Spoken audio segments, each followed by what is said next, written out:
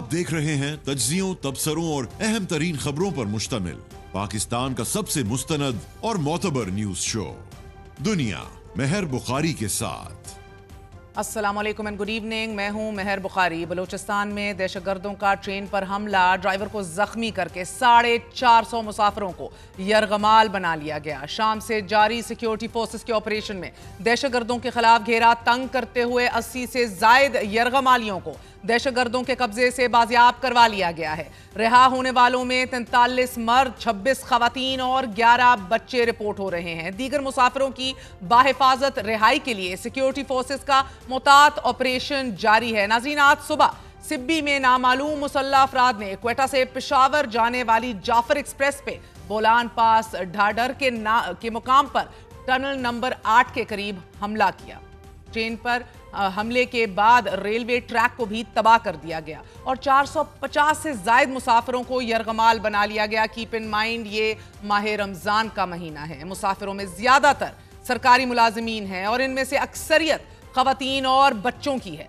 दहशतगर्दों ने खवातीन और बच्चों को ढाल बनाया हुआ है। जिस जगह ट्रेन को रोका गया है वहां से सड़क का फासला 24 किलोमीटर है, जिससे जाए वकुआ तक एक्सेस और रसाई में मुश्किलात पेश आ रही हैं। जिस मकाम पर ट्रेन को रोका गया है वहां पर मोबाइल और टेलीफोन सर्विसेज और सिग्नल्स भी काम नहीं कर रहे। ताम शाम तक सिक्योरिटी फोर्सेस ने इलाके को घेरे में लेकर दहशतगर्दों के खिलाफ ऑपरेशन शुरू कर दिया। क्वेटा और सिब्बी के अस्पतालों में भी इमरजेंसी नाफिज कर दी गई है। सिक्योरिटी जराये का यह कहना है कि दहशतगर्द बैरून मुल्क अपने सहूलतकारों से भी राब्ते में हैं, लेकिन दहशतगर्दों के खात्मे तक क्लियरेंस ऑपरेशन जारी रहेगा। सोशल मीडिया पर कलादन तंजीम BLA ने वाक़े की जिम्मेदारी कबूल करने का दावा किया है, लेकिन अभी तक इसकी तस्दीक भी नहीं हो सकी। दहशतगर्दों ने इस हमले के लिए ऐसे इलाके का इंतखाब किया है कि जो इंतहाई दुश्वार गुजार पहाड़ी इलाका है। सो टू से right now may be the number of terrorist is not the big question, the terrain is the more important issue है। इस रेलवे ट्रैक पर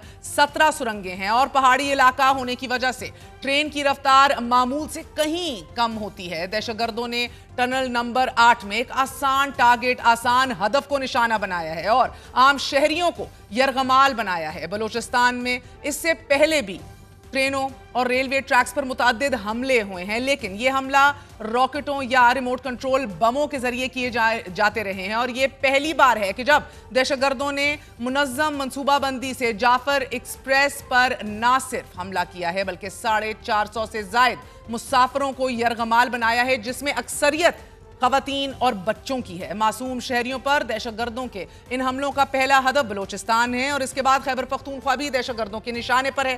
दोनों सूबों में कुछ अरसे से दहशतगर्दों की कार्रवाइयों में खौफनाक हद तक इजाफा देखने को मिल रहा है। गुज़िश्ता रात खुजदार के इलाके और नाच में भी दहशतगर्दों ने पुलिस और लेवीज के 2 थानों पर हमला किया। ये रिपोर्ट्स भी सामने आती रहीं। असलहा भी छीना गया। इस हवाले से दोनों थानों के हवाले से जो खबरें आती रहीं कि इनको आग भी लगा दी गई, लेकिन इस वाक़े की जिम्मेदारी बलूचिस्तान लिबरेशन आर्मी ने कबूल की। साथ ही कल रात को भी दहशतगर्दों ने खुजदार के इलाके के अंदर साले मोहम्मद रोड पर वाक़े पुलिस थाने पर हमला कर दिया और फिर पुलिस से असलहा भी छीना और फिर दीगर सामान जो है वो भी जब्त कर लिया गया। चंद दिन पहले ही खुजदार में गाड़ी पर फायरिंग करके जमीयत उलमा इस्लाम के रहनुमा गुलाम सरवर और मौलवी अमानुल्लाह को भी घात लगाकर निशाना बनाया गया।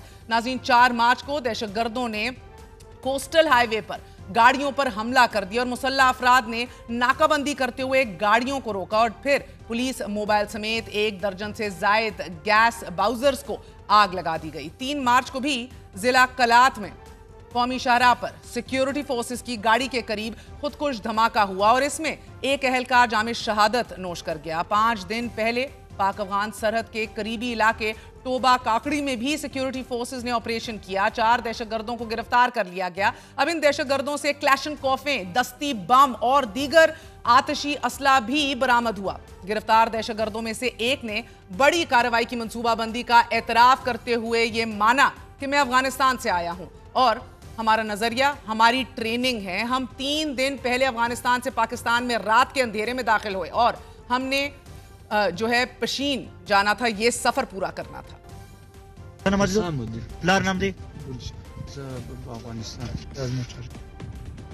ما سره دوه ټوپکان ول یو دواړه کله شیشه کوپونه اچھا یو روسۍ دی او یو مصری شیشه پور اچھا یو ګرنټ و صحیح ده یوه چانټه وله او تقریبا 8 شاجران ول اچھا دوه په بي کې و صحیح هغه د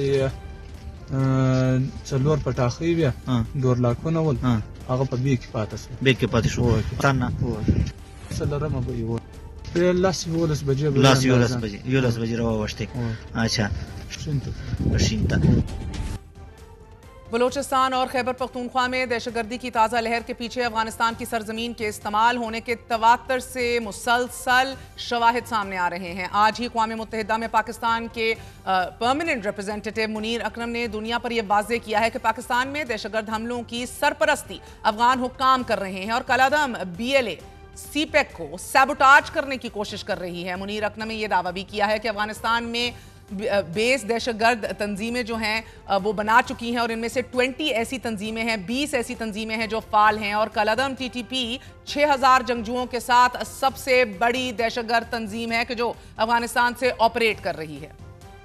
The TTP, perceived as enjoying Kabul's patronage, is fast emerging as an umbrella organization for regional terrorist groups whose objectives are to undermine the security and stability of all of Afghanistan's neighbors. Unfortunately, while fighting Daesh, the Kabul authorities have failed to address the threat posed to the region and beyond by other terrorist groups such as Al-Qaeda, the TTP and the Majid Brigade, which are present in Afghanistan.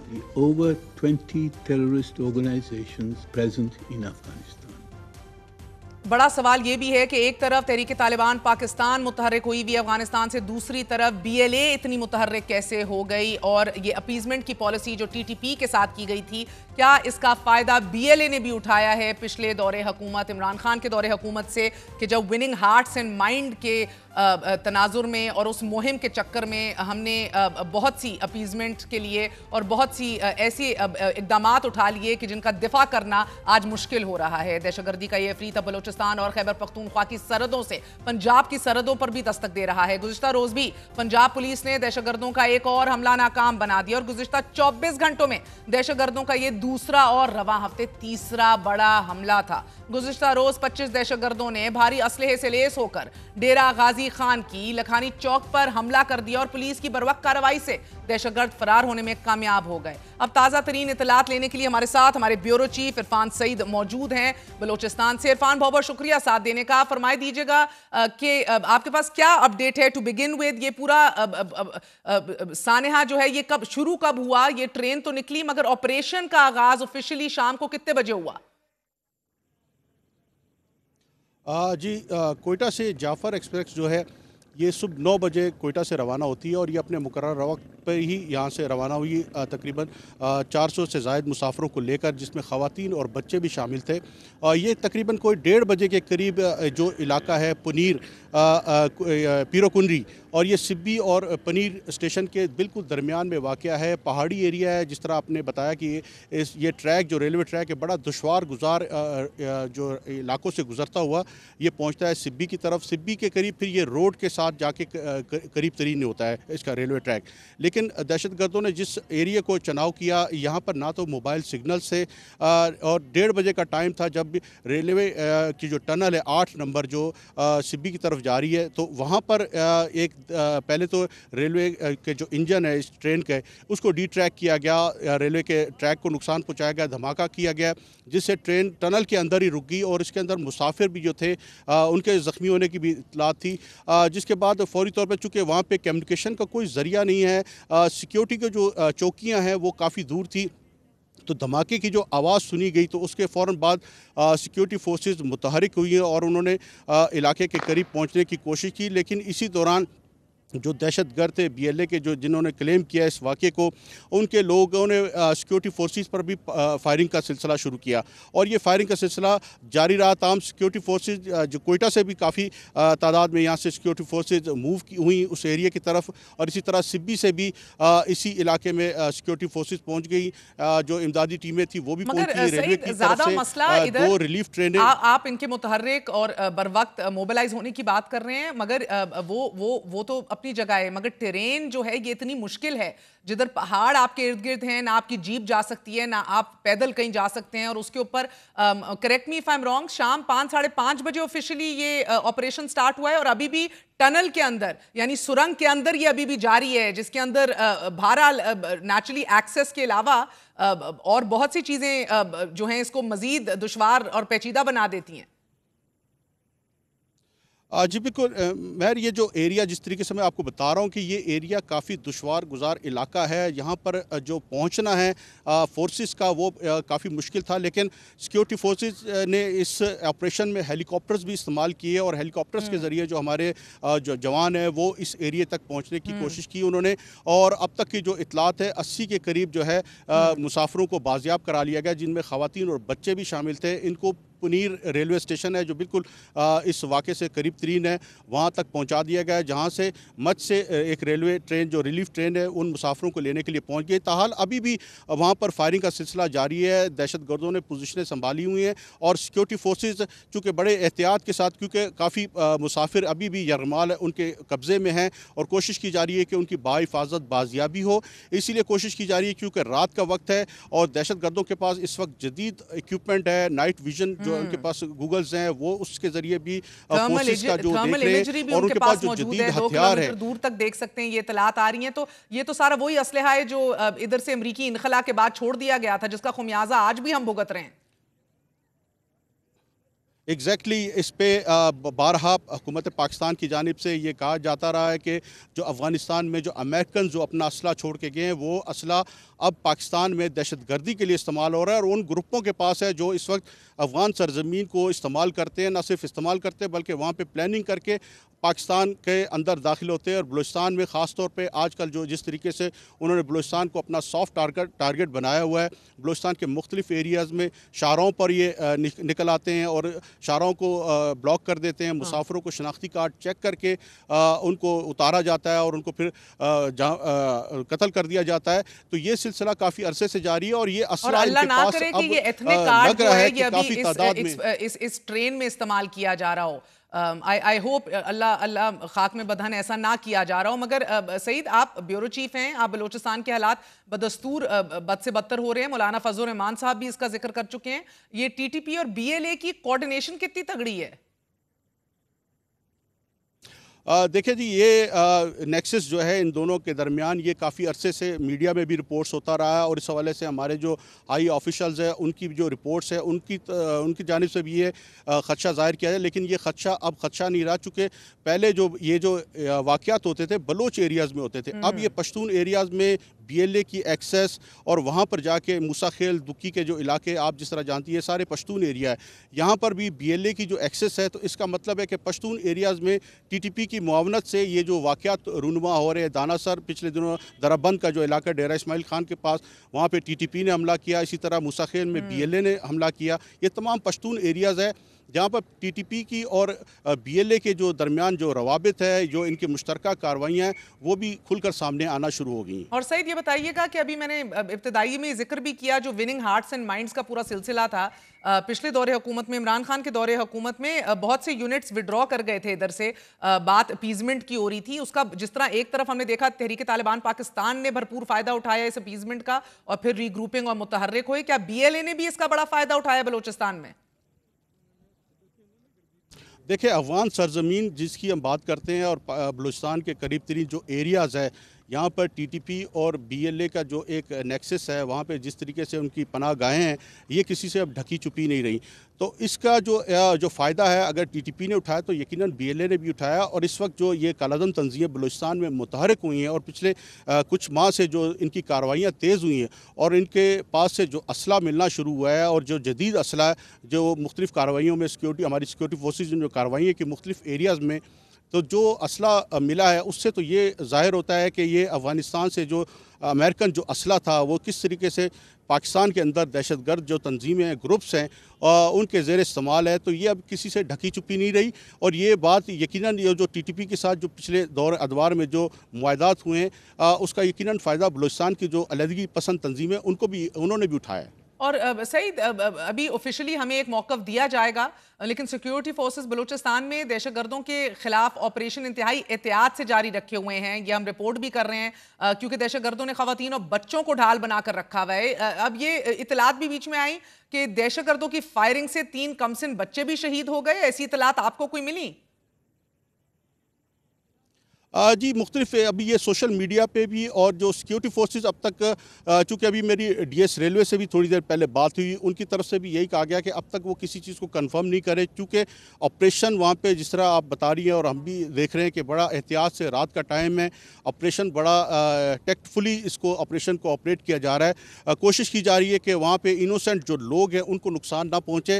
अब ये पता नहीं, चूँकि अंधेरा है, रात का time है और ट्रेन भी पूरी जो टनल के अंदर इस वक्त है मैसूर है, उसके अंदर कितने पैसेंजर है अब तक ये कहना कबल अज़ वक्त है, कितने उनकी हिरासत में है, कितने उनके कब्जे में, तो इसलिए बड़ा टेक्टफुली इस ऑपरेशन को कंडक्ट किया जा रहा है। कोशिश की जा रही है कि जो सिविलियन है, मुझे बहुत खौफ आता है सर। एक तो sanctity of the month of Ramzan को नहीं देखा गया, अक्सरियत बच्चों और खवातीन की ये नहीं देखा गया, रात गए मौसम की शिद्दत देखिए, फिर अंधेरा देखिए उस सुरंग के अंदर, और दहशतगर्दों का, मेरा मतलब है कि it is absolutely a tragedy. शर्म आनी चाहिए इनको। अब फायरिंग से जख्मी होने वाले आपके ट्रेन ड्राइवर अमजद यासीन भी जख्मों की ताब ना ला सके, वो भी शहीद हो गए। सिक्योरिटी फोर्सेस के ऑपरेशन में इरफान सईद, मुझे बताइएगा कि 4 दहशतगर्दों को वासिल जहन्नुम भी कर दिया गया, ये भी बात हुई, आपको इस हवाले से कोई तस्दीक है, कंफर्मेशन है? जी, सिक्योरिटी फोर्सेस के एक ज़राए ने हमें इस चीज़ को कंफर्म किया है कि इस ऑपरेशन में दहशतगर्दों की फायरिंग से 3 बच्चों के, जिस तरह आपने जिक्र किया, हमें भी हमारे मुख्तलिफ ज़राए ये बता रहे हैं कि 3 बच्चे शहीद हुए हैं, जबकि 4 जो दहशतगर्द इस ऑपरेशन में अब तक जो है उनको जहन्नुम वासिल किया गया है। लेकिन अभी भी जो फायरिंग का सिलसिला है, मुख्तलिफ, चूँकि एरिया बड़ा बहुत खुला एरिया है, पहाड़ी एरिया है, दुश्वार गुजार है, मुख्तलिफ एरिया से जो फायरिंग का सिलसिला है वो जारी है, तो इसलिए वहाँ पर जो टेक्टफुली जो ऑपरेशन का सिलसिला वो जारी है। कोशिश की जा रही है कि जो सिविलियन हैं जो अभी भी उनके कब्जे में हैं उनको नुकसान ना पहुंचे।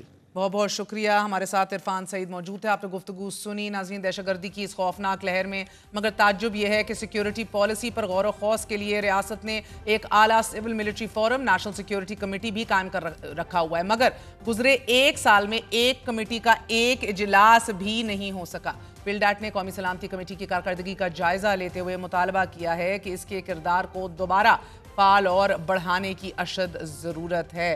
दुआओं में तमाम यरगमालियों को याद रखिएगा। बच्चे हैं, कमसिन बच्चे हैं, ख़वातीन हैं जिनको यरगमाल बनाया हुआ है दहशतगर्दों ने। हमारी सिक्योरिटी फोर्सेस अभी भी एज वी स्पीक बहुत ऑपरेशन जारी रखे हुए हैं। तमाम यरगमालियों को, हॉस्टेजेस को बाहिफाजत जो है वो बाजियाब कराने की कोशिशें अंडर वे हैं। अल्लाह ऑपरेशन को कामयाब करे। Very short break, we gonna be right back.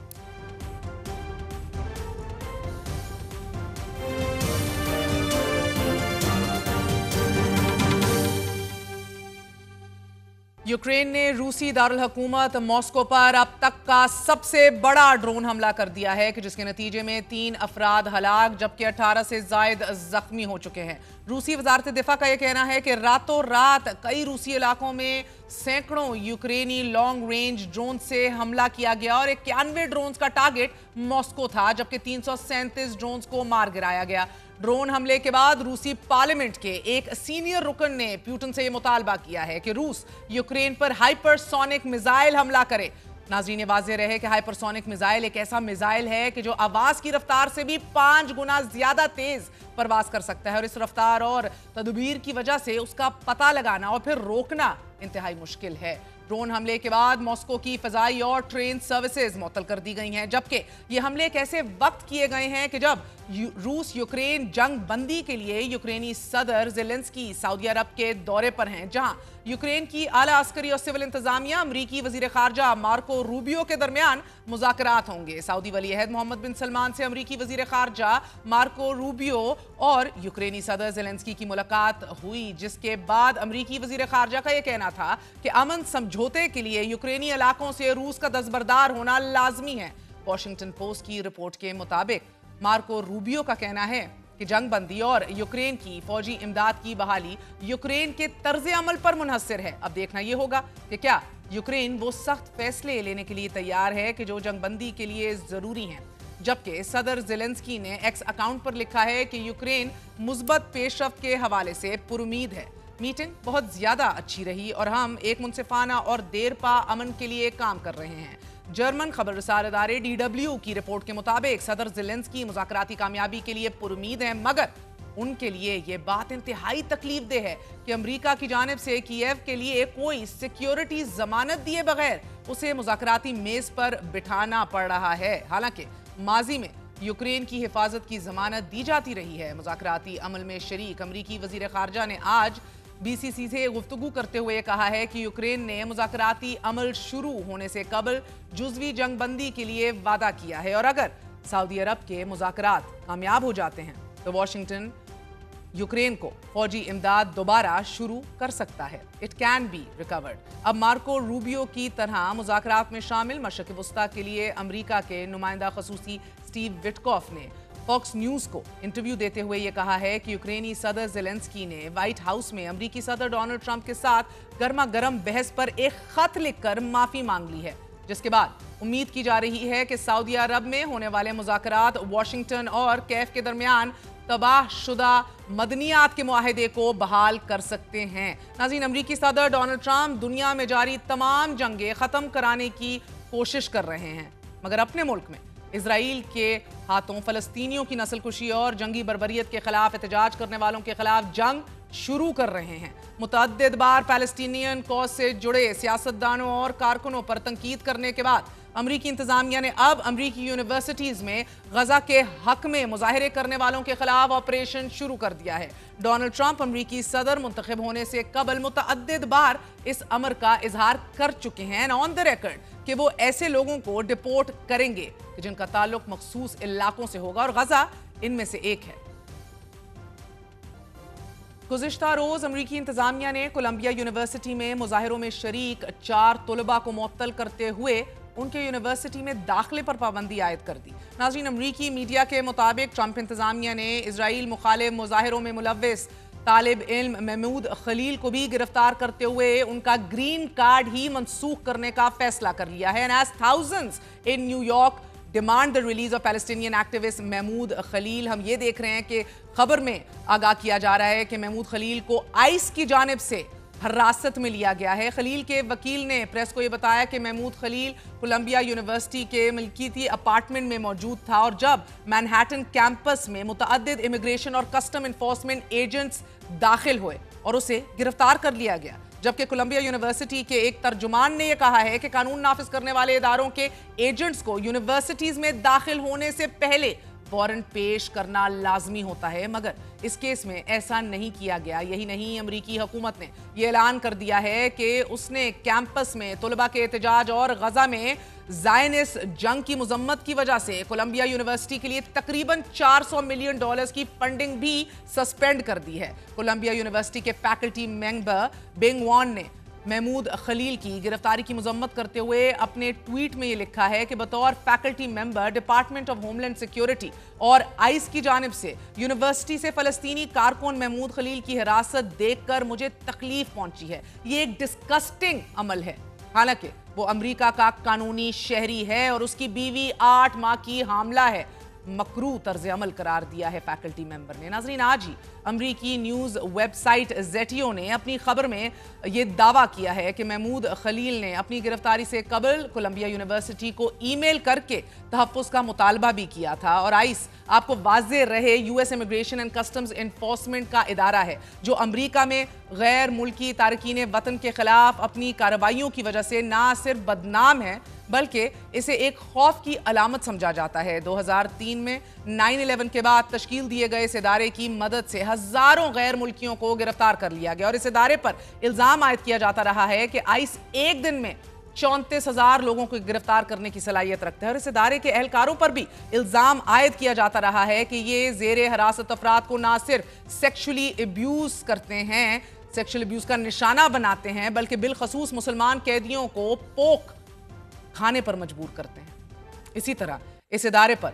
2018 में डोनाल्ड ट्रंप के पहले दौर में यह भी इल्जाम आयद किया गया कि आइस ने ऐसे हजारों मुसलमान वालिदैन को अपने बच्चों से जुदा कर दिया कि जिन्हें ट्रंप इंतजामिया गैर कानूनी तारकीन वतन समझते थे। And for a man who wants to bring peace Trump is waging a war on all fronts, and for a man who believes in the freedom of speech, the president has now essentially restricted all space for opinion, deeming it anti-Semitic. दूसरी तरफ हर गुजरते दिन के साथ अरब दुनिया ना सिर्फ मशरक़ वुस्ता बल्कि आलमी सियासत पर भी अपना असर रसूख बढ़ा रही है। 5 साल कबल कतर की मेज़बानी से अमरीका और अफगान तालिबान के दरमियान मुज़ाकरात हुए और अमरीकी फ़ौजों का अफगानिस्तान से इनखला मुमकिन हुआ। नाज़रीन, इसके बाद दूसरी बार कतर का नाम आलमी मंजरनामे पर उस वक्त सामने आया कि जब कतर ने वेनेजुएला और अमरीका के दरमियान खुफिया मुज़ाकरात करवाए और अमरीका ने वेनेजुएला से आयद पाबंदियां उठा लीं। इसी तरह कतर ने 5 अमरीकी और 5 ईरानी कैदियों की रिहाई करवाने में भी अहम किरदार अदा किया।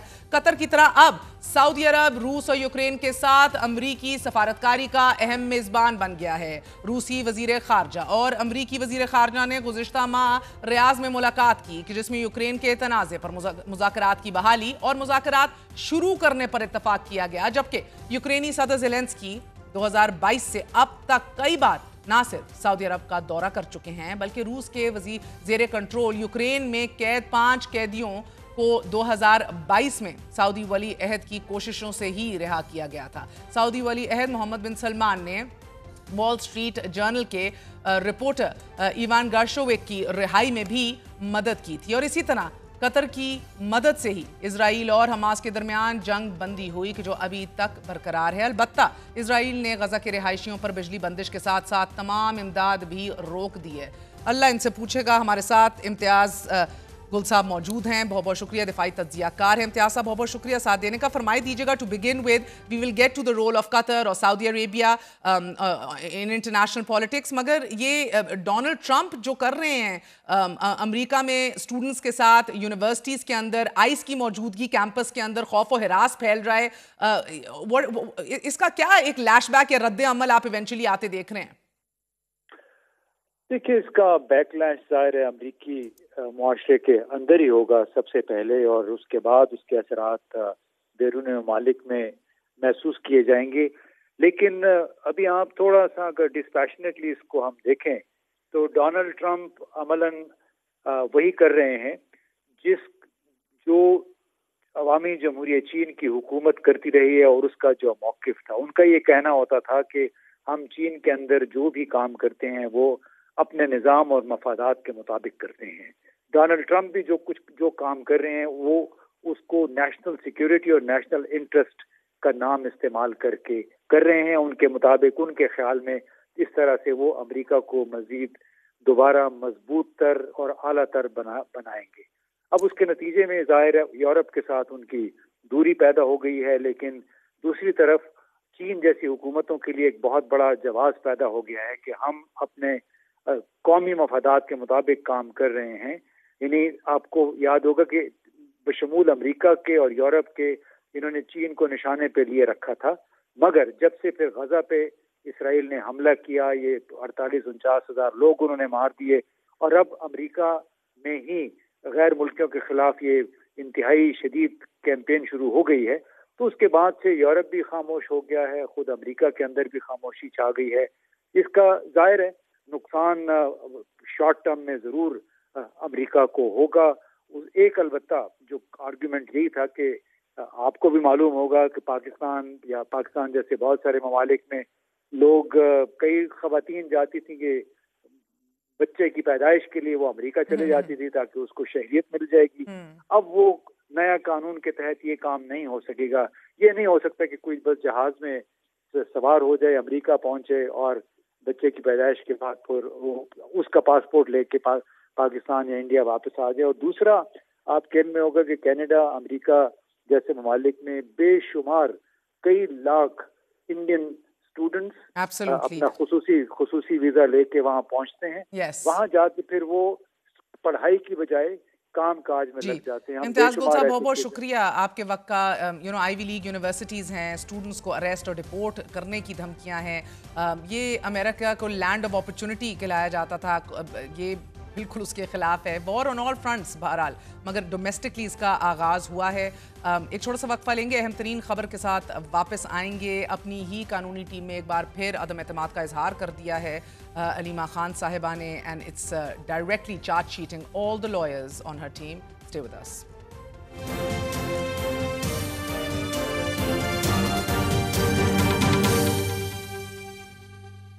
तहरीक इंसाफ में कानूनी टीम पर अदम एतमाद का मामला शिद्दत इख्तियार कर गया है। वकला को एक बार फिर चार्जशीट किया जा रहा है। आज अडियाला जेल में अलीमा खान की इमरान खान से मुलाकात हुई। मुलाकात खत्म होने के बाद अडियाला जेल के दाखिली गेट पर अलीमा खान की वकला रहनुमाओं के साथ तल्ख कलामी शुरू हो गई। अलीमा खान ने वकला से मुकालमा किया कि इमरान खान से सिर्फ वही मुलाकात करेगा कि जिसको कोई जिम्मेदारी सौंपी गई हो। बगैर जिम्मेदारी के कोई वकील जेल के अंदर नहीं जाएगा। आप लोगों ने क्या ड्रामा लगाया हुआ है।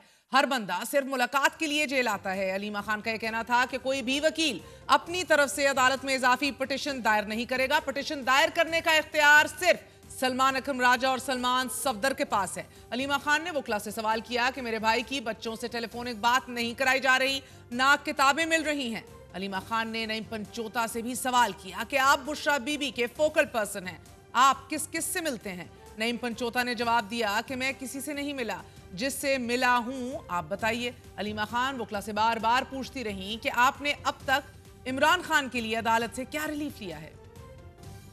मैं मीडिया के सामने वो मैंने जाकर बोलना, अगर किसी ने अब मेरे भाई के साथ इंसाफ कर दिया, ये तमाशा नहीं मेरे भाई का बने। एक हफ्ते में एक दफा मिल रहे हैं, आप आधे घंटे के लिए आपने जाना है, आप वो जाएगा पिटीशनर करनी है। इमरान खान ने बड़ा क्लियरली कह दिया सलमान राजा सलमान सफदर करेंगे। तो हो गया, दो ये बस। और आपने रिपोर्ट ही करना, मैं सिर्फ अपने इनसे बात करेंगे। आज जो उनके असली वकील हैं उनको अंदर नहीं जाने दिया गया। हम उम्मीद रखते हैं कि अब जो हमारे लॉयर्स हैं ये भरपूर तरीके से इसको परस्यू करेंगे पिटीशन को, कि इमरान खान के जो पर्सनल डॉक्टर हैं वो मुलाकात कर सकें, इमरान खान अपने बच्चों से बात कर सकें और इमरान खान की किताबें उन तक पहुँचाई जा सकें। जो अलीमा बाजी हैं वो वालदा का दर्जा रखती हैं, हमारी बड़ी बहन है, खान साहब की बहन है, और वो खान साहब के हवाले से फिक्रमंद होती हैं। और अगर उन्होंने वकला से बात की है खान साहब की पिटीशंस के हवाले से, केसेस के हवाले से, या कोई बात भी की है, तो उसको जो है गलत रंग दिया जा रहा है कि पत्नी क्या हो गया है। तो लिहाजा कोई ऐसी बात नहीं है। इतलात हैं कि बुशरा बीबी के फोकल पर्सन नईम हैदर पंचोता ने अलीमा खान के सख्त रवैये की इमरान खान से भी शिकायत की है। गुज़िश्ता मुलाकात में इमरान खान अपनी कानूनी टीम पर अदम एतमाद का इजहार कर चुके हैं। इमरान खान ने दो टोक अल्फाज में जमात की सीनियर क़यादत को मुतनब्बे किया था कि हमें सियासी वकीलों की जरूरत नहीं, बल्कि फुल वक्ती यानी कि फुल टाइम प्रोफेशनल वकीलों की जरूरत है। आप हमें प्रोफेशनल वकील का नाम बताइए कि जो हमारी पिटीशंस और जेल के मामलात को देखे।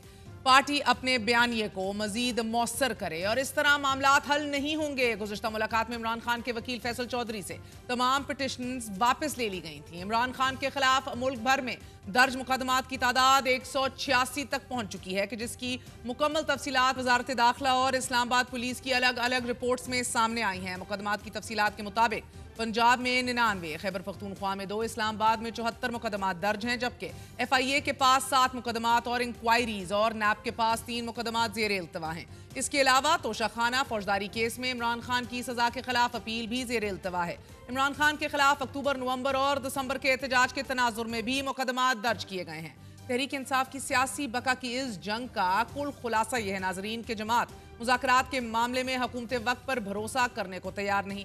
जमात की सीनियर क़यादत में एतमाद का शदीद फुकदान है। इमरान खान का अपनी कानूनी टीम पर अदम एतमाद बरकरार है। जमात में पैदा होने वाला एक और बहरान ये शक्ल इख्तियार कर चुका है और सियासी बका की जंग का आखिरी पत्ता एहतजाज है।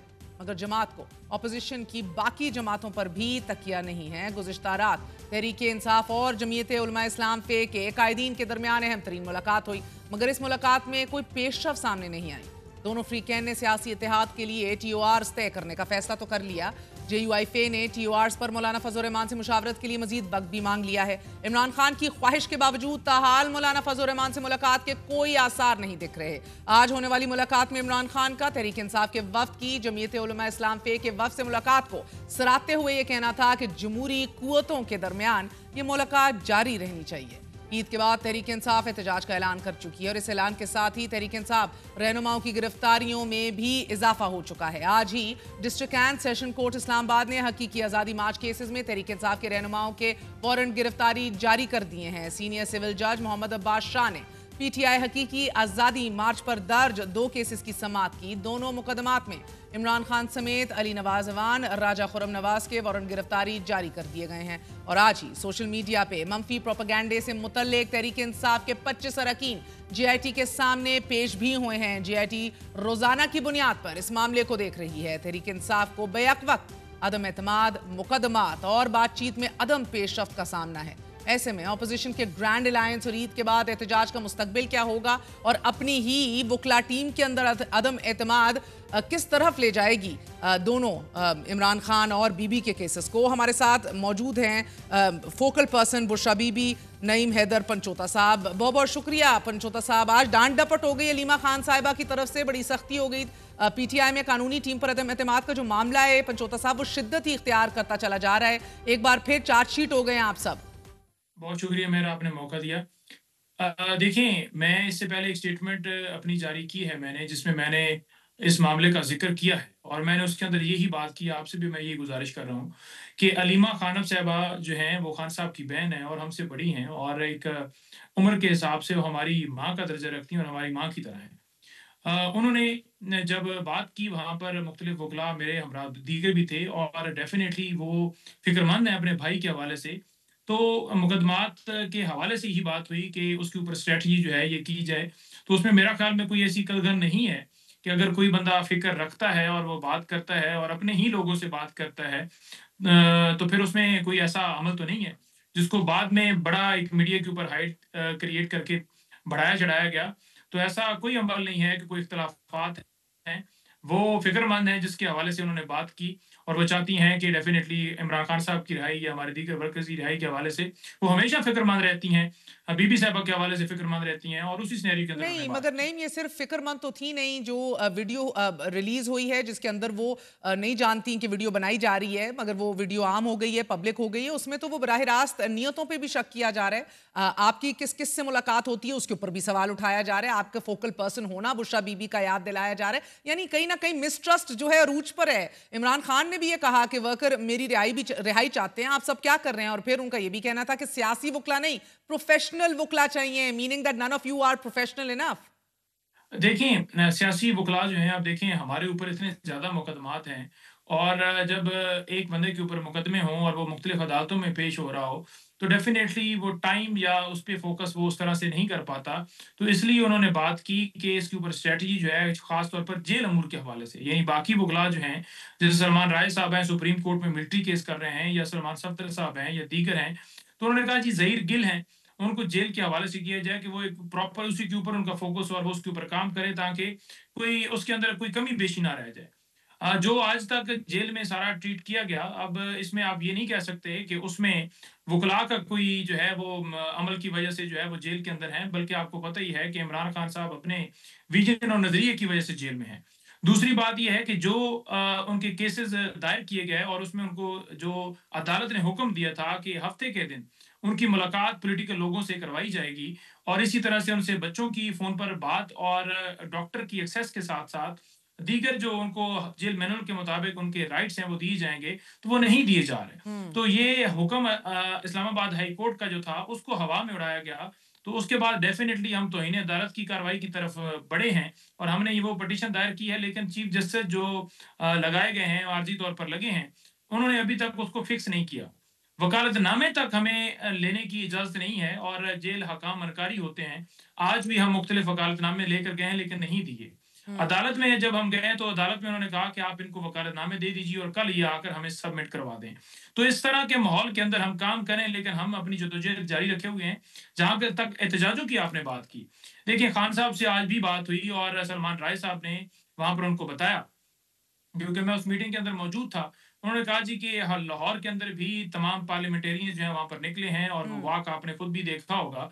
इसी तरह से जो केपी है वहां पर भी एमपीएस वहां पर जितने मिनिस्टर वगैरह थे वो सारे निकले हैं और इसी तरीके से जो है वो वफाक के अंदर तो एक स्ट्रेटजी जो है वो उसके जरिए ही, क्योंकि पॉलिटिकल कमेटी के अंदर जो इजलास जो हुआ था पॉलिटिकल कमेटी का, तो उसमें तमाम तर चीजें डिसाइड की गई थी। तो उसको डिसाइड करते हुए और खान साहब को एतमाद में लिया जाता है, इस अमल के ऊपर भी एतमाद में लिया गया है। तो उसके साथ साथ हम आगे बढ़ रहे हैं। जहां तक एक एहतजाज की सीरीज का मामला है। तो वो अपोजिशन जमातों के साथ जो रवाबत हैं वो खान साहब ने ऑलरेडी कहा हुआ है कि तेज़ रखिए, और मौलाना साहब के हवाले से भी आज राय साहब को हदायत जारी की है। तो इंशाल्लाह आप देखेंगे कि ईद के बाद हम आगे बढ़ेंगे और आपके सामने ठीक लाएअमल आ है। जाएगा, और लेकिन वो और तमाम जमातों के साथ मुशावरत के साथ हाँ तय जी, होगा और दिन। नहीं, मेरे साथ ही रहिएगा। मैं सेनेटर कामरान मुर्तज़ा को भी खुशामदीद कह दूं, JUIFA के सीनियर रहनुमाए, focal point person on behalf of मौलाना साहब। बहुत बहुत शुक्रिया सेनेटर साहब साथ देने का। फरमाई दीजिएगा, TORs के ऊपर बात हुई है और मजीद वक्त मांगा गया है। मौलाना साहब वापस भी आ गए हैं अल्हम्दुलिल्लाह उम्रे से। तो अभी क्या मुलाकात के क्या चांसेस हैं उनके ज़ाती तौर पे भी, और TOR से अब क्या मुराद है कि PTI अपने TORs दे, आप लोग अपने दें और फिर उसके ऊपर कंसेंसस डेवलप हो? नहीं, हमने अपनी रिजर्वेशंस जो 12 तारीख को पिछले महीने इनको दी थी, उसी के ऊपर जो है ना अभी तक रिस्पांस आना है, उसको रिस्पॉन्ड इन्होंने करना है, और उसको हमने बड़ी सराहत के साथ दोबारा जो है उनके साथ डिटेल में जो अपनी बात रखी है कल उनके सामने। फिर पिछली दफा 3 लोग थे जिनके सामने एक दफा तादाद बढ़ गई, और हमने बताया उनको, तो हमें तो पॉजिटिव लगा उनकी तरफ से कि मामला पॉजिटिव है। और जो हमें इम्प्रेशन जो आया है, जो हमने समझा है बॉडी लैंग्वेज से, वो यही समझा है कि उन्होंने कहा कि ये जो आपकी तहफ़्फ़ुज़ात हैं ये कोई इतना कोई ख़ास बड़ा मसला नहीं है, मगर स्टिल उन्होंने भी इंस्ट्रक्शंस और डायरेक्शंस लेनी होंगी खान साहब से। हमने भी मौलाना साहब से पूछे बगैर हम भी नहीं कर सकते, तो देखते हैं फिर अभी आगे बढ़ते हैं कि क्या होता है। उधर से तो इमरान खान साहब भी खैर मकदम कर रहे हैं सियासी डायलॉग का मौलाना साहब के साथ। आप भी इंस्ट्रक्शंस की बात कर रहे हैं, दैट इज अंडरस्टूड सर, मगर what timelines are you looking at? Salman Akram Raja साहब ने कहा है कि वेलकम तो किया, खैर मकदम तो किया, मगर साथ ये भी कहा है कि जिसने आना आए, जिसने नहीं आना ना आए। तो मुझे उस आना आए ना आना ना आए इसकी समझ नहीं आई है। कल तक तो शायद ये बात नहीं थी, मगर कल तक तो बड़ा पॉजिटिव था। तो ये आना या ना आना, और इमरान खान साहब को कोट करके ये कहा गया है, बड़े मोतबर एंकर पर्सन है, इसमें नाम नहीं लेता, मगर उनकी तरफ से मुझे पूछा गया है कि उन्होंने ये कहा है, तो मुझे समझ में नहीं आई है इस बात की। हम पता कर भी लेते हैं सलमान अकरम राजा साहब को कनेक्ट करके कि इसका एग्जैक्टली मतलब क्या है उनका। मगर कामरान साहब, ये तो पहले भी बात हो रही थी कि एक ब्रॉडर मिशन है जमहूरियत की बहाली का, और इसलिए जिसने भी आना है आए। तो ये शायद उसी हवाले से बात हो रही हो। आप लोगों का आना इसके अंदर बिल्कुल मशरूत है कि क्या PTI चाहती है और क्या TORs होंगे, या आप either which way you committed to the cause? देखिए, मैं अलग पार्टी हूँ और मैं अपने तौर पे जद्दोजहद पे यकीन करते हैं। बिल्कुल ठीक है ना जी। अगर किसी पार्टियों ने मिल के साथ चलना है तो उनके दरमियान कोई ऐसी मुश्तरकात होनी चाहिए, और अगर मुश्तरकात ना हो और कल उस वजह से किसी हमारे दरमियान कोई मसाइल पैदा हो, तो उससे बेहतर ये है कि अपनी अपनी जद्दोजहद की जाए। भले फिर किसी स्टेज पे फिर इकट्ठा हुआ जा सकता है, मगर अगर यहाँ पे अगर आना आए ना आना ना आए। कामरान मुर्तज़ा साहब, बहुत बहुत शुक्रिया आपके वक्त का। ये बहरहाल आना है आए, नहीं आना ना आए। सलमान अकरम राजा से भी मौक़िफ़ लेते हैं एग्जैक्टली क्या बात हुई है। लेकिन नईम हैदर पंचोता साहब, एक तरफ आपके लिए ये बहुत बड़ा मसला है कि एक कॉन्फिडेंस बिल्डिंग मेजर्स आपको सख्त तरीन लेने होंगे मौलाना साहब को कायल करने के लिए, ग्रैंड अपोजिशन को इकट्ठा करने के लिए, और दूसरी तरफ एक प्रेशर है जो ख़त्म नहीं हो रहा बल्कि माउंट ही होता जा रहा है इमरान खान और उनकी ज़ौजा की तरफ से कि हमारे केसेस नहीं सही तरह लड़े जा रहे, हम बाहर क्यों नहीं आ रहे, हमारे डिफेंस क्यों इतना कमजोर है। अब ज़ेर इल्तवा मुकदमात का भी क्या स्टेटस है राइट नाउ? तसलसल से मुकदमात में एक लंबे अरसे के लिए इल्तवा आ रहा है, दूसरी जानिब हम देख रहे हैं कि खान के खिलाफ चाहे मुकदमात में कोई भी पेशरफ्त है वो देखने में नहीं आ रही, किसी मुकदमे में भी बाइज्जत वो बरी नहीं हो रहे। जी, स्टेटस की अगर बात की जाए तो इमरान खान साहब के 9 मई के 8 जो केसेस थे, जो बेल्स थी, उनके लिए रजू किया था लाहौर हाई कोर्ट में, लेकिन वो नहीं लगी, जिसमें हमने अर्ली हियरिंग की एप्लीकेशन दी, जिसमें इतला आई है कि वो फिक्स हो गई हैं। इसी तरीके से इस्लामाबाद के अंदर जो अलकादर ट्रस्ट केस है, वो इसी तरह इल्तवा का शिकार है, और जो दीगर केसेस हैं, जैसे कि आपको पता है तोशाखाना 2 स्टार्ट किया गया है, ये 9 मई के केसेस हैं, उनमें डेट्स जो हैं वो लंबी दी जा रही हैं। आज तोशाखाना का वैसे केस था, लेकिन मुसलसल तीसरी दफा ये हियरिंग आगे एक्सटेंड की गई है।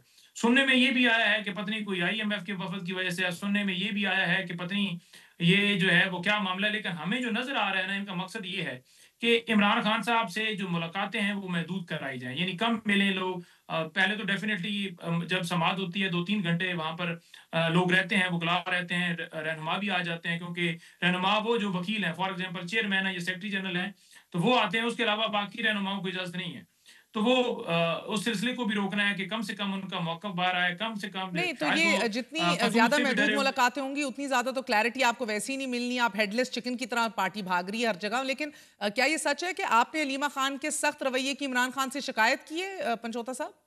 देखें, ये मुख्तलिफ खबरें जो है ना, यानी आप ये देख लें कि 4-5 हम वकील थे अंदर। हाँ। ठीक है, साफी तो था कोई नहीं अंदर, तो वो किसने फिर शिकायत सुन ली अगर मैंने की है?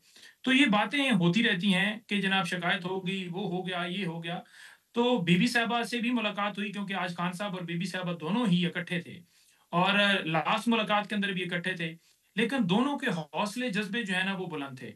नो डाउट उनके ऊपर जो सख्तियां की गई हैं, बीबी साहबा जो हैं वो या खान साहब वो शिकायत करती ही नहीं है। लेकिन जब हम बात कोई करते हैं कि खान साहब ये क्या है, आप तक किताबें पहुंच गई थी, तो वो डेफिनेटली उस पर बताते हैं कि नहीं किताबें नहीं पहुंची, मुलाकात हो गई थी जी नहीं, मुलाकात नहीं, बच्चों से फोन पे बात हो गई थी जी नहीं हुई।